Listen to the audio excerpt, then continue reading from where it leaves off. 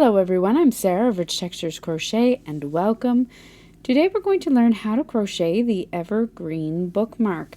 Now this is a very simple bookmark to work. It's not going to take a lot of yarn, and I'm using scrap yarn for this project. I was working on a larger project using this fingering weight wool yarn. This is the Valley Tweed by Rowan, and I had a little bit left over. I didn't want to throw it out, so I have been working up some of these bookmarks for my own reading and to give away to friends and family. These are so fun, so easy and quick to make. And again, a great way to use up those yarn scraps. So as I mentioned, I'm using some scrap yarn. This is the Valley Tweed by Rowan. It's a 100% wool yarn. It's fingering weight, so it's a little bit on the thinner side. I'm going to be working with two different colors, and you're going to need about 20 to 25 yards in total. Not much at all, but you'll need a color A and a color B. It really makes the design stand out. You're also going to need a 3mm crochet hook, and this is the birchwood hook, also by Rowan.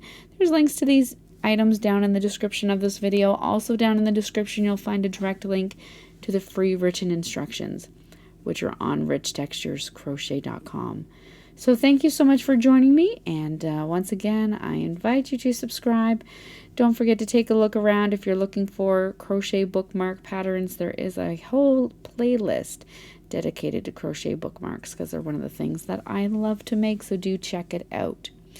Let's grab our hooks and yarn and get started.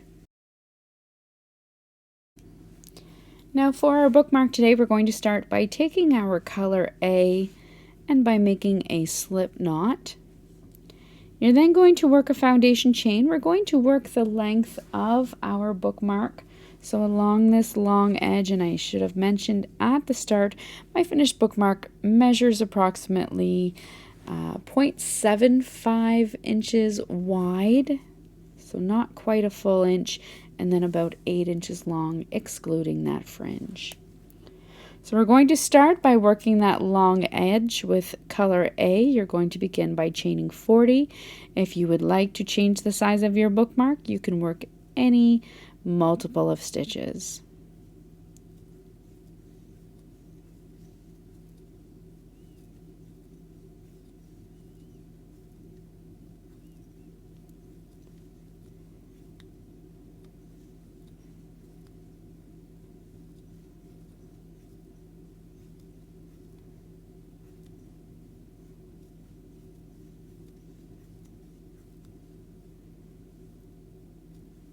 There's 30.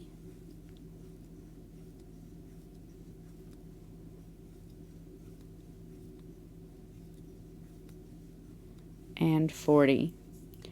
Once you have that foundation chain worked, you're going to begin row 1 by working a single crochet into the second chain from your hook. I'm going to be working into the back bumps of my stitches, but it really doesn't matter for this pattern. You're going to single crochet into that second chain from your hook and then single crochet into each stitch all the way across. At the end of row 1, you work single crochet stitches all the way across. You're going to chain 1 and turn your work. Your chain 1 does not count as a stitch. Now for rows 2 and 3, you will continue working in your color A.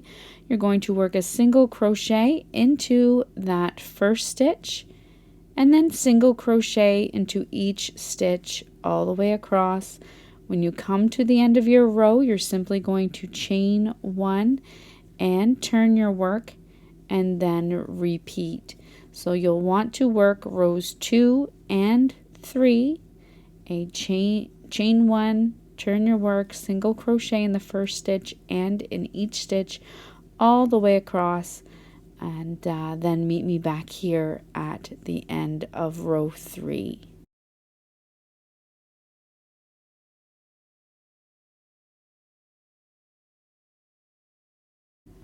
At the end of row 3, you will have 3 rows of single crochet stitches. You're then going to chain 1 and turn your work. Now for row 4, we're going to begin by working a single crochet into this first stitch, but we're going to switch to our color B in this first stitch. So insert your hook into the first stitch, yarn over and drop a loop with your color A. You can then drop the color A and pick up the color B, place it on your hook, and pull through. You're then all set to continue working in your color B. Now do not fasten off the color A. What we're going to do is we're going to carry the color A across and work over top of it. So it's going to hide it underneath the stitches. Now we're going to continue working in our color B, and we're going to work cone stitches all the way across. To work your cone stitch, you're going to insert your hook into the next stitch under the top 2 loops, yarn over and drop a loop to the height of your single crochet. You're then going to yarn over and insert your hook under the stitch 2 rows below. So we have our stitch here, that's our previous row, our row 3. Here's our stitch from row 2. This would be the top of the stitch, but we're going to insert our hook under that stitch of row 2, yarn over, draw up a loop. You have 4 loops on your hook, yarn over and pull through all 4 loops. That's your cone stitch. You're going to repeat that all the way across. Insert your hook under the top 2 loops of the next stitch, yarn over and drop a loop to the height of the single crochet, yarn over. Now insert your hook under the stitch that's 2 rows below, yarn over, draw up a loop, yarn over and pull through all 4 loops. You're going to continue to repeat this all the way across. Insert your hook into the next stitch, yarn over, insert your hook under the next stitch 2 rows below, yarn over, draw up a loop, yarn over and pull through all 4 loops. Continue this all the way across until you have 1 stitch remaining. And as you are working your final cone stitch, you're going to switch over back to your color A.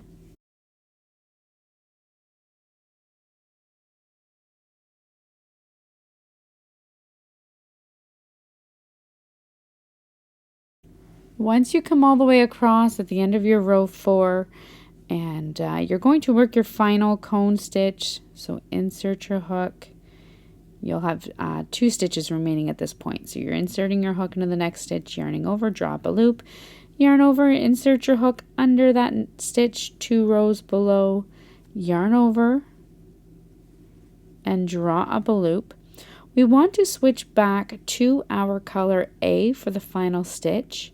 So you're going to yarn over with your color A, and if you left it attached as I did, it's just hanging down there. Pick it up, place it on your hook, and pull through the 4 loops on your hook. You can then finish off this row by working a single crochet into the final stitch using your color A. You're then going to chain 1 and turn your work. Now for row 5, your final row, you're going to simply work a single crochet into that first stitch using your color A.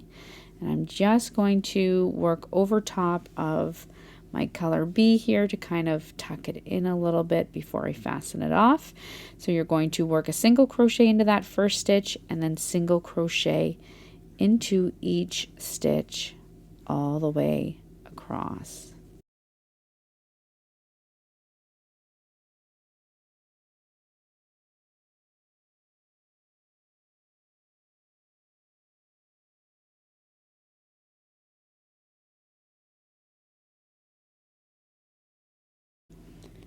At the end of your row 5, you're going to fasten off, and you can go ahead and weave in that end.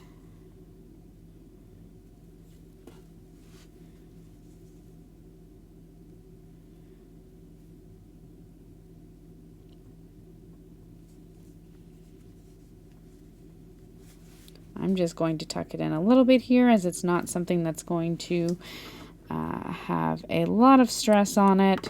So we're just going to tuck it in very simply like that. You're then ready to, if you wish, and it is optional, add a tassel to the end. Now, I am often asked, how do I make my tassels? So I'm going to show you just quickly here how I like to do them. So sometimes it helps just to take a crochet hook, and I'm going to insert it through the center of one of the short ends of my bookmark. I'm then going to very carefully, and you can try and pull through all of them if you'd like at once, or you may have to pull them through separately. But I cut 10 lengths of yarn. These are about 6 inches or so long.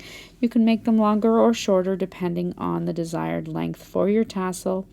And you're just going to pull them through the end of your bookmark. There are many ways to make a tassel. This is just one of the ways I found that I like to finish off my bookmarks. You're going to fold them all over so that all of the ends down at the bottom meet. And then you're going to take another length of yarn. Now this one I made a little bit longer than the ones that I folded over. And you're going to use this to tie up near the top. To begin, I like to just tie the start of a knot fairly up close to the edge of your bookmark. And then you're just going to simply wrap the loose strand around the bookmark a few times. So there's one side. I'm also going to do it to the other side. I should say around the tassel a few times. Once I'm happy with how many times I've wrapped it around the end, I simply like to tie it off once again. This is going to make it quite strong. It's not going to come unraveled fairly easily, and I'm going to tie a full knot at this time. Then I take the two ends of those strands that I use to wrap around, thread them through my yarn needle, and I'm just going to go up and over under where I wrapped the yarn to kind of tuck them in a little bit more.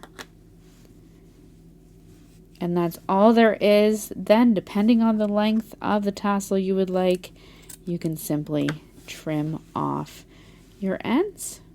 And that is just an easy tassel for your bookmark, and that's all there is to working this simple scrap buster evergreen bookmark. So thank you so much for joining me, and once again I invite you to subscribe, check out some of those other crochet bookmark patterns. Let me know what you think down in the comments, and I look forward to seeing you again soon.